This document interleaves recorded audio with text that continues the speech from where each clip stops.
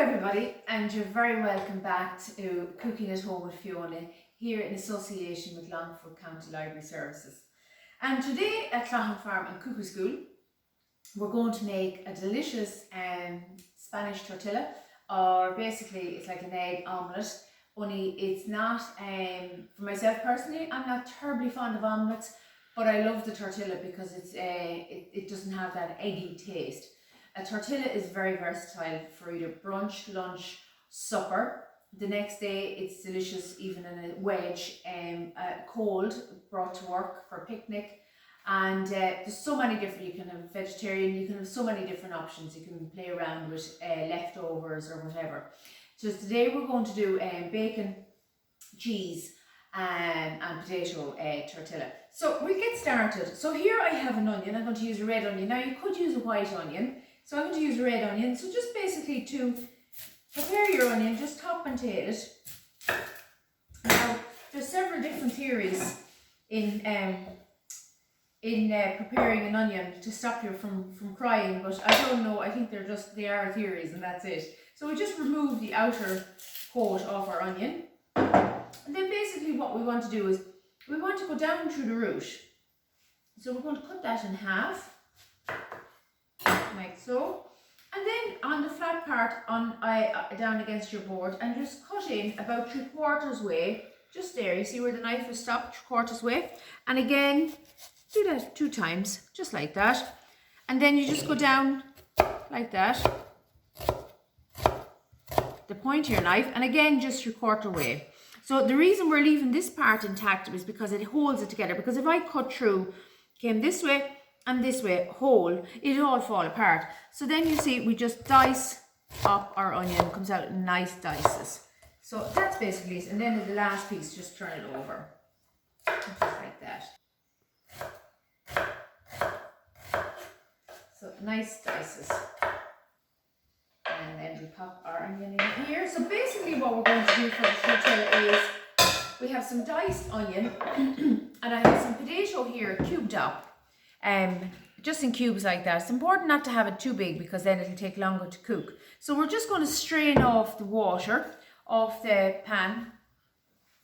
We have a pan nice and warm here with some rapeseed oil I'm using. You can use oil yourself.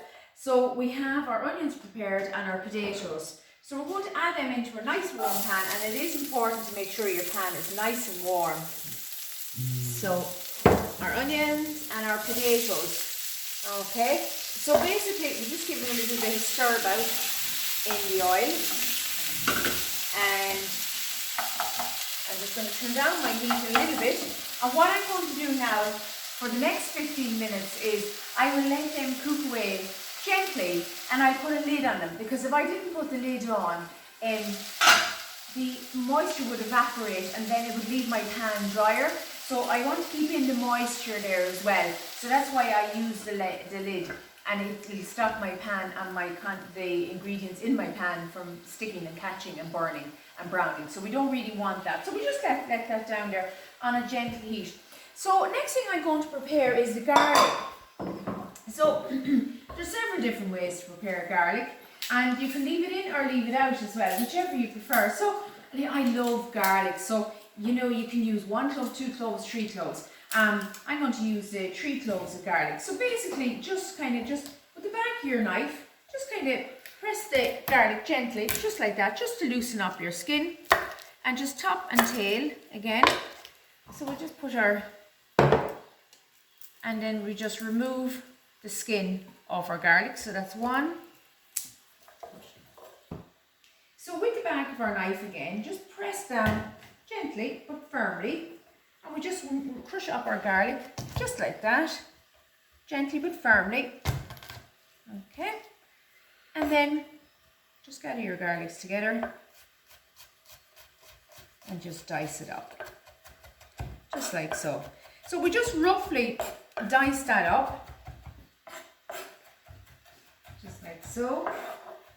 And then I will just sprinkle a little bit of free-flowing salt or rock salt on top of your garlic, and that just allows it to, it extracts the moisture basically, and it will, let's see what some salt I have.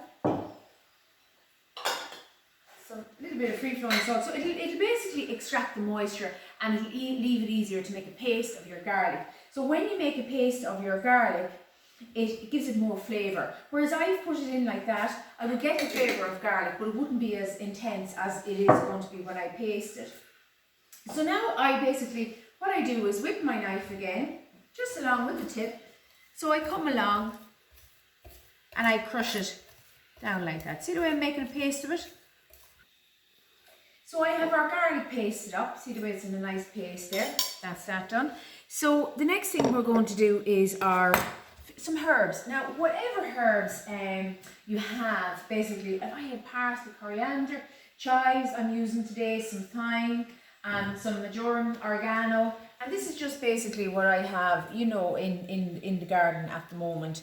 And as I'm always saying to people, just get a few pots, even if you don't have a little herb plot, get a few pots, start growing some herbs.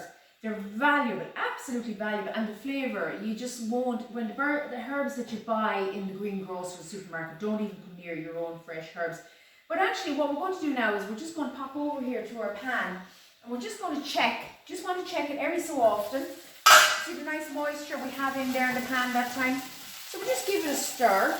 Now you might find it necessary to maybe give it a little bit of oil again, so just in a little bit of oil like that into it. So basically what we're going to be looking for here is that when we get the biggest potato and we just test it like that, now that's pretty much ready. So I just give that another minute or two. So when our potato is soft, we just cover it again on a gentle heat and we just come back to our herbs. So we just dice up our herbs like so. Just like that. And as I said, any herb. So that's our herbs now all nicely chopped up. So I've just kept back a few chives there to decorate on top. And we also have some herbs here for decorating on top as well, which is optional, extra. But as I said, the advantage of having your own herbs, you can use as many or as little as you want, and it's lovely. So that's actually, we just put them in here, in the wrong bowl. So into this now I'm going to crack in our 8 eggs, and we're using our lovely free range Cloughan Farm eggs here at the cookery school. We always use them, and there just is no comparison in the quality. So we're using 8 eggs.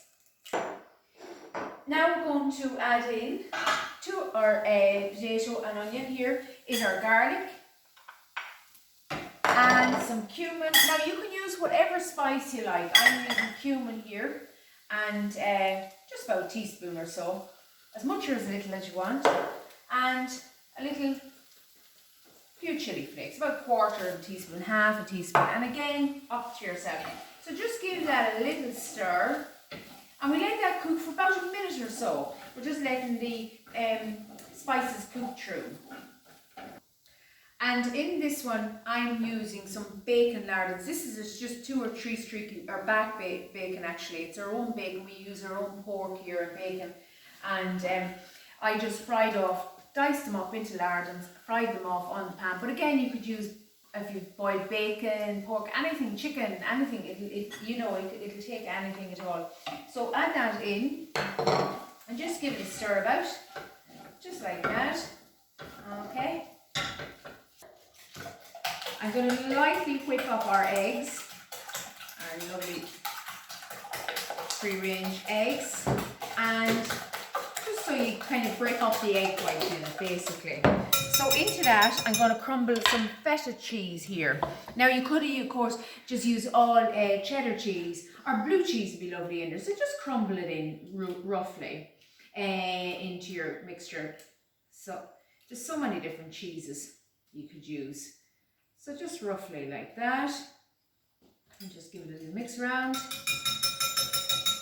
And in here we're going to add in our herbs, just like that, and mix it all around. Okay. And then I'm just going to get in a nice little pinch of salt, and freshly ground black pepper, just to give it that little background flavour as well. So remember, we have our spices in there. So that's basically it. And then I just turn the heat back on our pan again. And so basically what we're going to do is we're going to pour that all over. Doesn't it look delicious already? Our bacon and potato and garlic. So now, start there now. So what I want to do now is I just want to gently just make sure that everything is kind of, that we don't have, you know, we have our potato and our cheese and our bacon, that it's evenly distributed. So just gently tap it down like that. So now what I will do is I will just allow that to cook there on a low heat. We just turn that down on a low heat. So what we want is the base of it to set. And when that's set, we'll come back then, we'll pop it into the oven, we'll layer it on top with some grated cheese and we'll pop it into the oven. So we're just coming back, and just basically to how to know how set the base is, just get a spatula and just pull it back like that. And you see the way that can pull back there fairly easily. So I know that the base is set there now. So I'm just going to switch off our heat and just take it over here. And again, you see the top is not set. So I'm just going to sprinkle over our cheese. And again, you could use more feta. I'm just kind of trying to show you both different, or the two different types of cheese you could use, just to give you an example. So sprinkle it evenly on top. And what I'm going to do now is I'm going to pop it into our own oven here. And you make sure you have a handle that won't melt on you, or you'll be an entire straits altogether. So we'll just leave the whole thing in there. Or if you didn't have an oven like that, pop it under the grill for about 3, 4, 5 minutes until it's nice and golden and crispy on top. Okay, so I'd say our tortilla is ready to come out now. And just be careful with the handle, I just warn you there. It's easy to forget it, but that's lovely. That's lovely. So it's nicely cooked on top. So you can just see there it's nice lifted away from the side. Now you have two options, and the way I like to serve it is in the pan like that. So just beforehand, we're going to decorate just with a little bit of chive on top, just like so. Okay, and we'll just use some of the little flowers from the top of our chives, just like that. Okay. Look. And then what you could do is, we'll brave it. We could transfer it onto our, onto our board if you wish. This is just another option. Yeah, that will transfer onto our board. Lovely. So it is important to use a non-stick pan. So, just like that. And again, use your few little herbs. As I'm saying about your herb garden. Some thyme flowers here, just to decorate your plate. And just like that in along the side of it. Just when you're going to bring it to the table, basically. And you do a few little flowers, just like that, in along the side. So we have here a little green salad, some rocket, some oregano, and some chive flowers as well. And this is a little dressing we've made up here. And we have some coleslaw. So we just serve that. We just cut out the wedge of it so you can just see what it's like. So now we'll cut out a little wedge out of it. So as I said, this is lovely, served warm like this, but also cold the next day. A slice in your lunchbox, going to work. But it makes a lovely supper as well. So there we go. You can see it, nice little bit of feta there, and our potato, our herbs, and as I said, just a little flavour of the spices then. So just pop it onto your plate like so. A little bit of your dressing. In here on the side, and again, leave this on the centre of your table. People can help themselves. A little bit of salad dressing, a few little chives then in on top, and we have some little Again, some of our little flowers left. Just on top like that. And a little bit of coleslaw if you wish to serve it with it. But that's basically our tortilla there. So I hope you have enjoyed it. I do find that really delicious, very simple and very quick to put together when you're in a hurry. And as I said, the next day it's great. But for now, thank you very much. I hope you all stay safe. As I said before, I'm delighted with the response we're getting back with your photographs, with your messages and everything to us here at the Cookery School in Clown Farm. And from myself and the cameraman, Michael, thank you very much and look forward to seeing you all next week. Stay safe and bye!